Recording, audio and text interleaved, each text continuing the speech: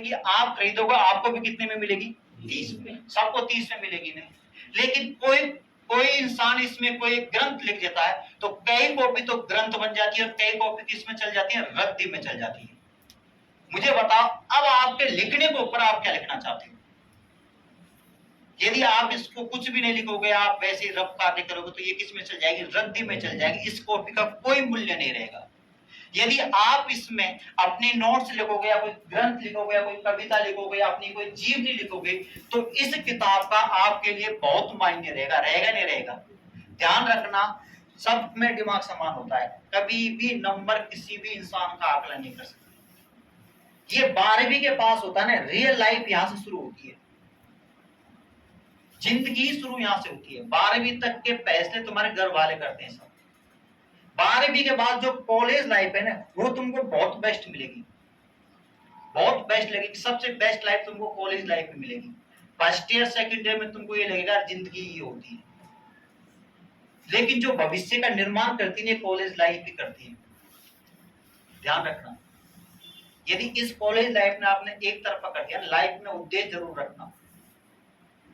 अब आप यहाँ बीएसटीसी कोचिंग कर रहे हैं ना, अब ऐसे नहीं बीएसटीसी कोचिंग के लिए पीटेट में पास हो गए कॉलेज में एंजॉय करा। लाइफ में अपना उद्देश्य जरूर रखना है।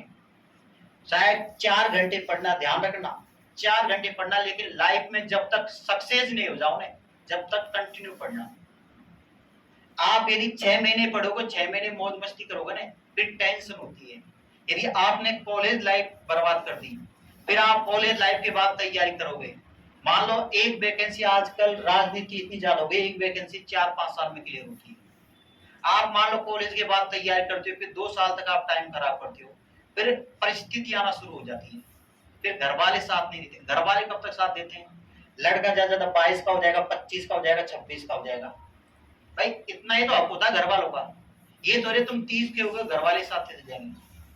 ध्यान रखना, अपना उद्देश्य जरूर बनाना। तुमको यहाँ जो जीके रीजनिंग मिलेगी ना, पिंटू जी की जो जीके मिलेगी आपको बेस्ट मिलेगी। आप कोई सा भी एग्जाम देना, ध्यान रखना, मैं रियल कह रहा हूँ, इन्होंने मेरे पास खुद ने पढ़ाया है, लेकिन मैंने जो इनकी जीके देखी है ना, जो ये मैटर देते हैं, आप कोई सा भी एग्जाम देना, थोड़ा टाइम जरूर लगेगा, लेकिन कोई सा भी एग्जाम देना आपको पूरा उसी में से मिल जाएगा। ठीक है ना? 1-2 सवाल जीके में ऐसे देते हैं जो टीचरों पे भी नहीं आते। वो सवाल ऐसे नहीं यार ये कहां से आ गया, वो सवाल सबका ही गलत होगा। ध्यान रखना, 2-4 सवाल ऐसे आते हैं जो जाने कहां से दे देते हैं जीके में।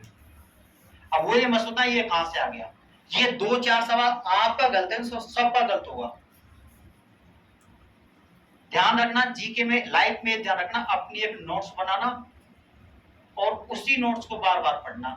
एक कभी तुम प्रैक्टिकल करके देखना, लाइफ में खुद के हाथ की लिखी हुई नोट्स तुरंत याद होती है, और एक दूसरे से नोट्स लेके पढ़ना वो याद नहीं होती। खुद से हाथ से लिखी हुई नोट्स आप यदि 2-3 बार पढ़ लोगे ना उस नोट्स को, तो नोट्स आपके रट जाती है, और आप किताब को 2-3 बार पढ़ लो वो नहीं रटेगी आपके। याद रखना, खुद के हाथ की नोट्स बनाओ, उस नोट्स को बार बार पढ़ो।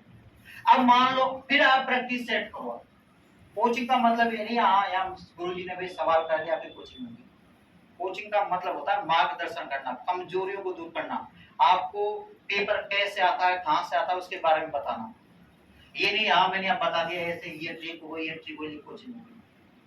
कोचिंग का मतलब नहीं होता। ध्यान रखना, मेहनत कभी मत छोड़ना। जिसको मेहनत की आदत है ना वो लाइफ में कभी धोखा नहीं देगा। याद रखना, ऐसे नहीं तुम यार मैं मेहनत करता हूँ गुरुजी नौकरी नहीं लगा। जो मेहनत करेगा ना वो लाइफ में कहीं धोखा नहीं मिलेगा। एक कहावत होती है, कपूत बेटे के लिए कितना भी कमा लो उसके लिए उतना ही धन कम पड़ेगा। सपूत बेटे के लिए तुम 1 भी रुपया मत जोड़ो, वो हमेशा सब सक्सेस रहेगा। हर इंसान में समान क्षमता होती है, किसी में कम नहीं होता। सब में इंसान में बहुत ज्यादा ताकत होती है, बहुत ज्यादा। रियल टीम तुम सोच नहीं सकते उतनी ज्यादा। सबसे बड़ा होता है ना वो एनवायरमेंट होती है, तुम्हारी सोच होती है। प्रैक्टिकल करके देखना, किसी गांव में 1 नौकरी लग जाता है ना तो उस गांव में 2-3 नौकरी 100% लगते हैं। किसी गांव में 1 टीचर बन गया ना तो उस गांव में टीचर ही टीचर हो जाते हैं। आपका एग्जाम्पल ले लो डिडवाना। डिडवाना में कम से कम 200-300 टीचर है, कम से कम, क्योंकि वो एनवायरमेंट बन गया। सबसे बड़ी चीज एनवायरमेंट होती है।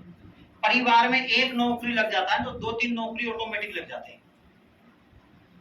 देखो एनवायरमेंट सोचने की क्षमता बदल जाती है। लाइफ में टेंशन मत करना, बस सोच पॉजिटिव रखना। यदि तुम्हारी सोच नेगेटिव आ गई, पढ़ने से नौकरी नहीं लगती, पेपर आउट होते हैं, ये सब बहाने होते हैं। तुमसे कोई नहीं पूछेगा तुमने कोचिंग कहाँ करी थी। हर कोचिंग से सिलेक्शन होता है, हर गांव से सिलेक्शन होता है। आप मानते हो बड़ी बड़ी कोचिंग में सिलेक्शन होता है, उत्कर्ष कोचिंग सबसे बढ़िया इस टाइम, मानते हो नहीं? मानते हो? उत्कर्ष कोचिंग में कितने लड़के होंगे? ज्यादा 10,000, 10,000 होंगे। कितने का सिलेक्शन हो जाएगा? 100 लोगों का। कितने का हो जाएगा? 100 लोगों का। फोटो बोलो कितने की लगेगी? कितने लोगों को लगाएंगे फोटो? हमारी कोचिंग से 100 लोगों का सिलेक्शन हुआ, पूरे अखबार में 100 लोगों की फोटो आई। बताओ उन्होंने कभी ये बताया कि हमारी कोचिंग से 9,900 लड़के फेल हुए? बताएं कभी? बताओ यदि कोचिंग सिलेक्शन करवा दी तो इतने लड़के फेल होते और इतने क्या होते? पास। तो ध्यान रखना, कोचिंग केवल 20% देती है, केवल 20%। दूसरी चीज देखो, यदि टीचर के हाथ में सब कुछ होता नहीं तो हर टीचर का बेटा एक नौकरी में होता। इस बात को तो मानते हो ना?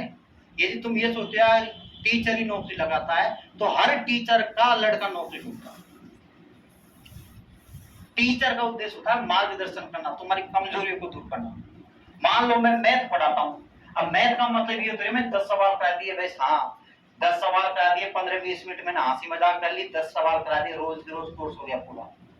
ये नहीं होता कोचिंग का मतलब। कोचिंग का मतलब होता है तुम्हारी कमजोरियों को दूर करना। कोचिंग के साथ साथ तुम मेहनत करो तो लाइफ में सक्सेस 100% होगी।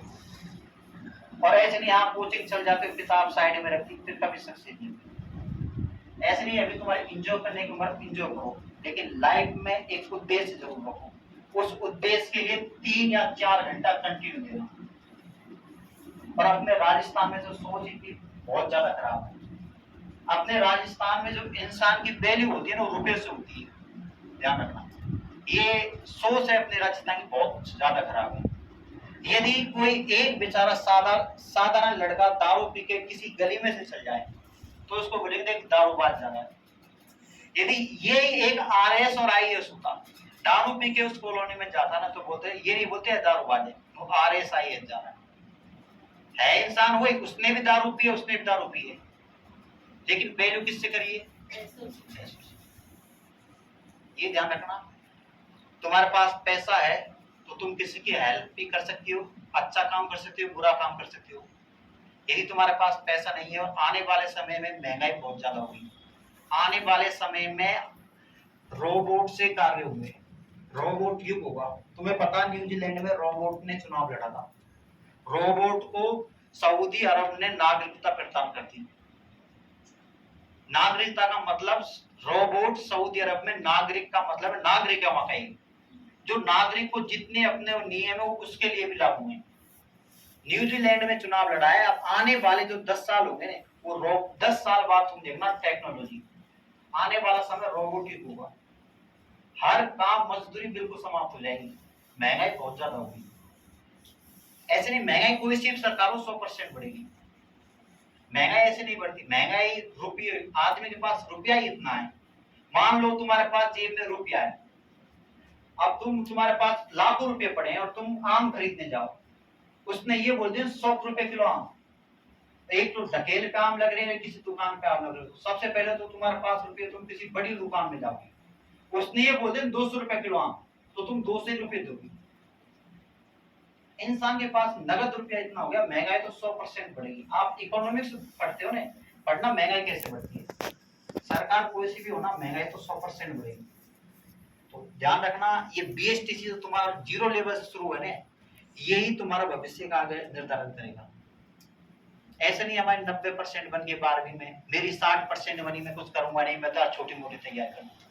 अपनी सोच पॉजिटिव रखना, 60% वाला आईएएस आरएएस बन जाते हैं, पहल वाले बन जाते हैं, ठीक है ना। 12वीं के बाद क्या था, कॉलेज लाइफ सबसे बेस्ट होती है। उस कॉलेज लाइफ में